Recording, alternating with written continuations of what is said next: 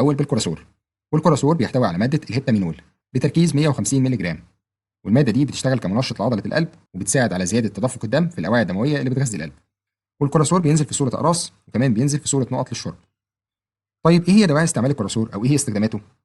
اول حاجه بيستخدم في علاج الضغط المنخفض، كمان بيوصف لعلاج الاغماء وهبوط الدوره الدمويه، وممكن يستخدم كعلاج مساعد في حاله فشل القلب وخصوصا في حالات البلمونري ايديما، وكمان لعلاج فشل القلب المصحوب بالتسمم او العدوى او تصلب الشرايين، وممكن يوصف في حاله اختناق الاطفال حديثي الولاده، وبرضه ممكن يستخدم لتحسين الاداء البدني والعقلي في حالات الوهن والضعف الشديد.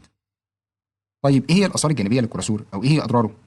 لو اتاخد بجرعات عاليه فممكن يسبب ارتفاع في ضغط الدم، وبرضه ممكن يسبب ارتفاع في معدل ضربات القلب، بالاضافه الى انه ممكن يسبب دوخه وصداع.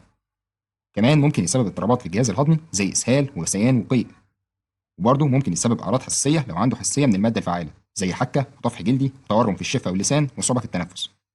وفي بعض الحالات اشتكت من قلق وتوتر بعد استعماله.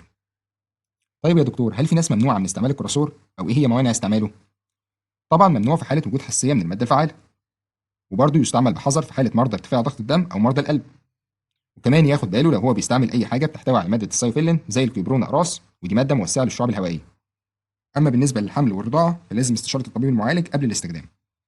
ايه هي بقى جرعه الكوراسور او طريقه استعماله؟ بالنسبه للاطفال اقل من 12 سنه فالجرعه هتكون من 4 نقط الى 6 نقط عن طريق الفم من مرتين يوميا الى 4 مرات يوميا.